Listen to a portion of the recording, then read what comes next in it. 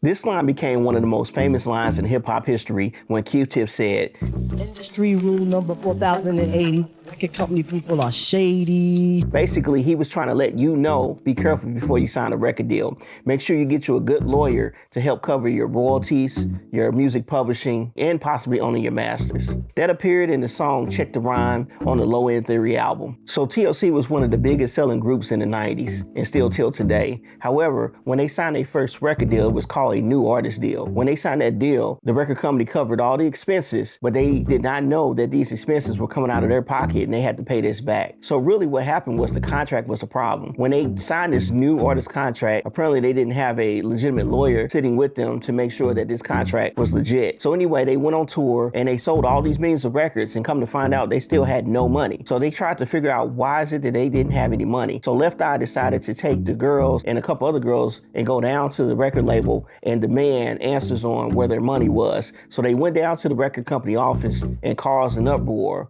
When we found out that the contracts were unique, I'll just use that word, we were so broke, we couldn't even afford to go bankrupt.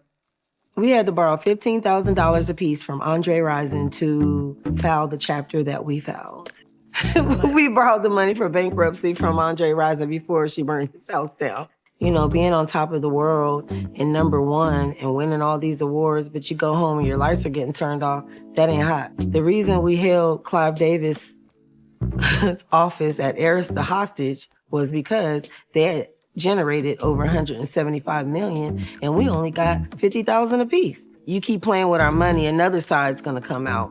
So Left Eye was like, I'm in there with the diversion center with them girls. We could rent a car, go up to Arista and go get our money. So we was like, yeah. It was her idea, but we was like, yeah, so get them girls and they can come help us. We went up to Arista with the girls. And the rules were take everything off the wall and off any desk that says TLC. We're gonna go into Clive's office, don't let nobody in. And at the time, Puffy was in there playing music. And then Puff looked at me like this and I'm like, dawg, we gotta do it. He was like, all right. So he went out and then Roy Lott was the next man in charge under Clive. So we was like, bring Roy in here too. Girls, come on, girls. Why are we, what? You know what I'm saying? Stop it. Where's the money? You know what I'm saying? Where's our money? They called the cops because everybody was afraid, all the girls taking the stuff off. So we took the plaques and put them in that limo with my limo driver that had a crush on me. So, and the police didn't arrest us. The cops really thought it was funny, like these 3 little girls, this is what is all this havoc. So that's why security is so tight to this day to get into Arista. We caused that. Yeah. So right now, there's so many people in the hood that have TLC plaques because we gave them all away and they read Clive Davis and all these other people. Yeah, we gave them all away. Anybody want these plaques? You can all have them. We went to the hood and just handed them out. And the police didn't arrest us. You know, we never got a clear answer about the money. They gave us some stuff that made us calm down, like, you know, we'll work it out, you're gonna get it type talk, you know, let's just do it in a different way on another day. So we agreed.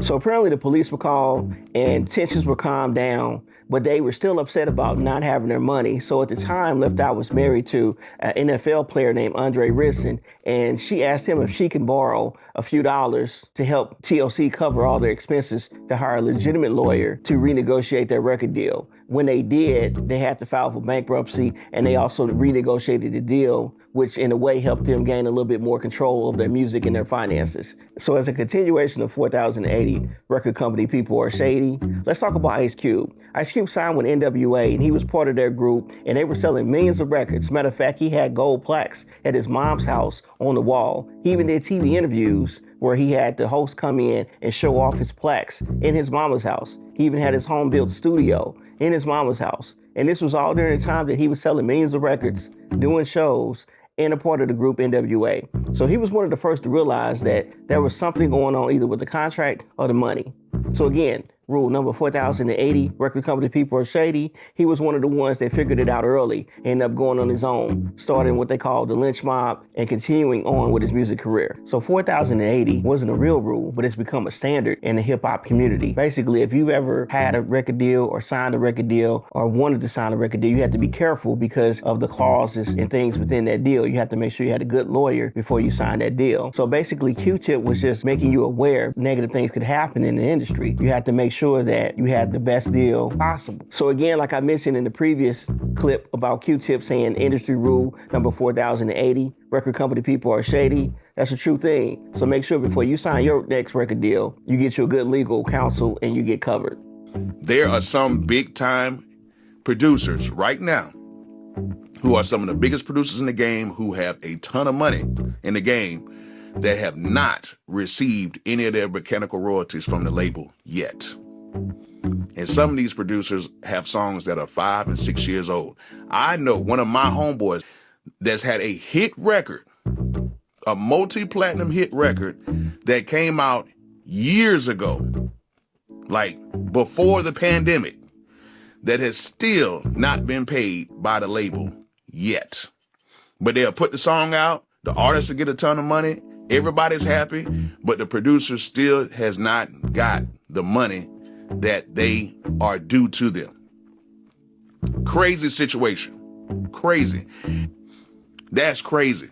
Now, publishing and everything else, you pretty much get your checks on time and everything. Like, you know, if you got performance royalties coming from the radio and stuff like that, if you got, certain royalties coming from like sync placements and stuff like that, or from your publishing deal, whatever you signed, a co-pub deal, or if you did an admin deal or whatever, that money is pretty much cool. But man, trying to get money from the label and trying to just talk to people from the label to get them on the same page as you is crazy for producers.